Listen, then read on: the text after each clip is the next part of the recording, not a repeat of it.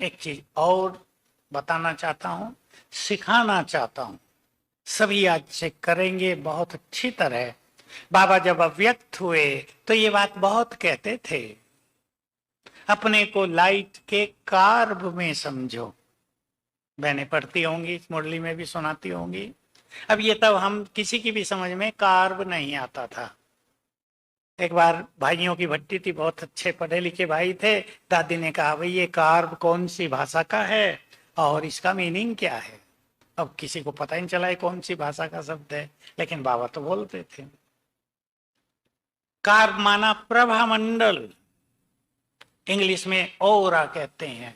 समझते हैं सभी प्रभा मंडल पीछे वाले शक्तियों का घेरा, देवताओं के चारों ओर देखा होगा आपने। ये बहुत पावरफुल चीज होती है। कितनी पावरफुल, रामायण में इसकी एक चर्चा है बहुत अच्छी। मैं वो उदाहरण दे देता हूं, आपको इसके महत्व का ख्याल आ जाएगा और इसको बहुत ही अच्छी लगन से सभी करेंगे। राम और रावण का जब युद्ध हो रहा है, सभी मर गए हैं, रावण के पुत्र, मेघनाथ बचा है। रावण ने मेघनाथ को एक पर्वत पर भेजा कि जाओ दिग्विजय यज्ञ करो। दिग्विजय यज्ञ पूरा हो गया तो फिर रावण को कोई जीत नहीं सकेगा। उधर विभीषण को पता चल गया, उसने राम को बता दिया कि मेघनाथ दिग्विजय यज्ञ करने के लिए चला गया है, उसका यज्ञ सफल नहीं होना चाहिए। राम ने लक्ष्मण को अनेक योद्धाओं के साथ भेज दिया कि जाओ उसका यज्ञ नष्ट करो। अभी बानरों ने कूद फाद करके यज्ञ में पानी डाल दिया, कुछ और डाल दिया, अग्नि बुझ गई, यज्ञ भंग हो गया। अब मेघनाथ को क्रोध आ गया, क्योंकि वो तो बड़ा काम था। उसने अपना धनुष बाण उठा लिया।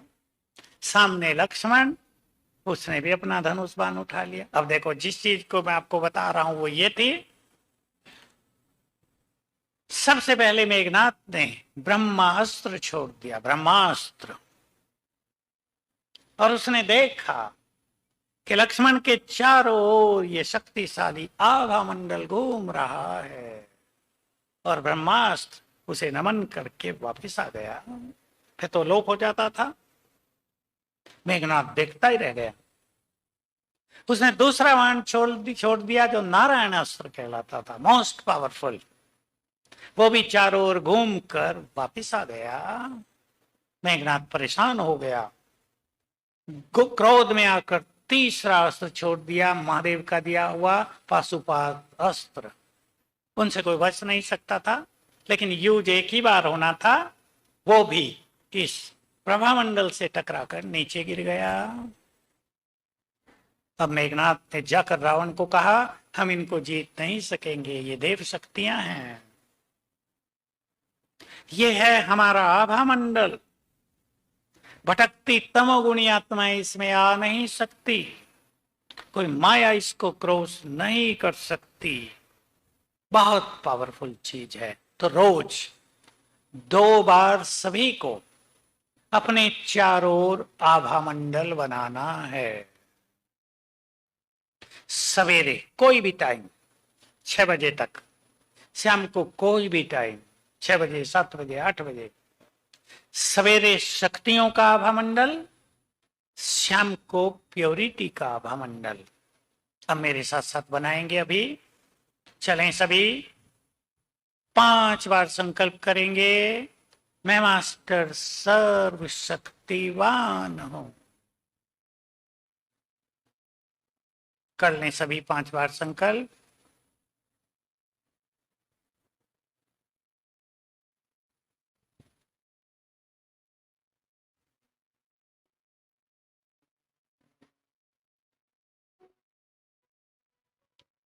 मुझसे, मेरे अंग अंग से शक्तियों की लाल किरणें चारों ओर फैल रही हैं। फैलती हुई देखें अपने से किरणें।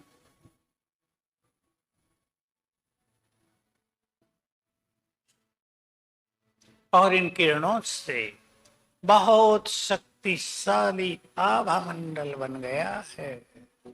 मैं इस आभा मंडल के बीच में हूं।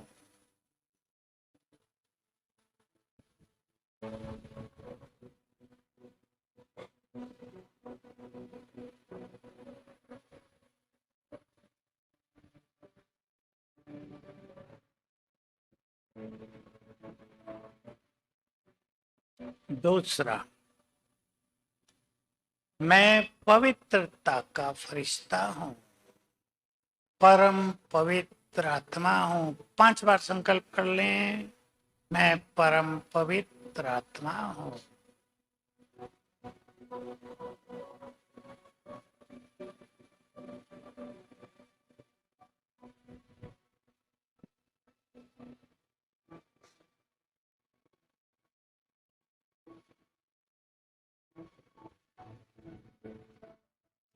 मेरे अंग अंग से पवित्रता की सुनहरी किरणें चारों ओर फैल रही हैं।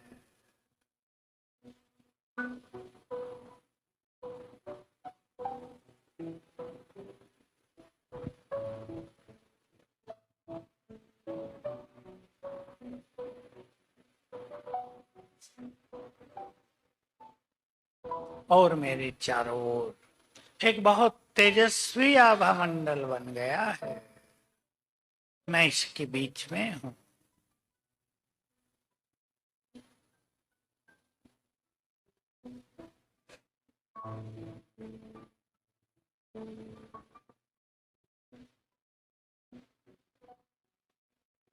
ओम शांति।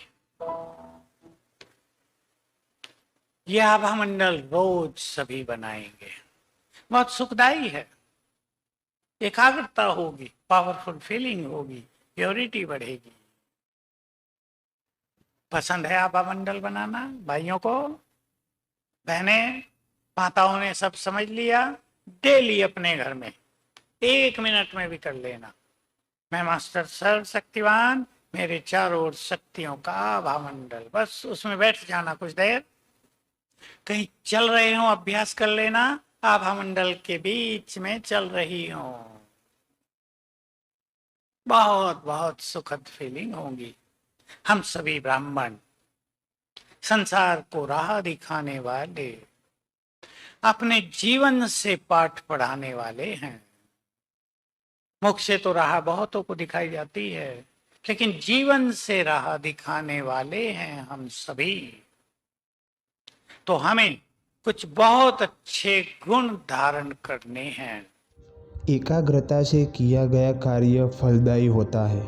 सुखद परिणामों के लिए एकाग्रता को अपने स्वभाव का स्थायी अंग बना लेना चाहिए। एकाग्रता से सर्व शक्तियों की प्राप्ति होती है। एकाग्रता से नवीनता की इन्वेंशन कर सकते हैं। एकाग्रता से किसी भी आत्मा का आह्वान कर सकते हैं। किसी भी आत्मा को दूर बैठे श्रेष्ठ संकल्पों द्वारा सहयोग दे सकते हैं और किसी भी आत्मा के विचारों को या उसकी आवाज़ को कैच कर सकते हैं। एकाग्रता से परखने की शक्ति स्वतः बढ़ती है। एकाग्रता की शक्ति से दूर बैठे भी भटके हुए, परेशान, दुखी, अशांत, रोगी आदि व्यक्तियों को शांति, शक्ति, शुभ, कल्याणकारी व निरोगीपन का वरदान दे सकते हैं। एकाग्रता की शक्ति सहज ही निर्विघ्न बना देती। एकाग्रता से सर्व के प्रति स्नेह, कल्याण, शुभ भावना, शुभकामना और सम्मान की वृत्ति बनी रहती है। इसलिए हमें एकाग्रता का अभ्यास जरूर करना चाहिए।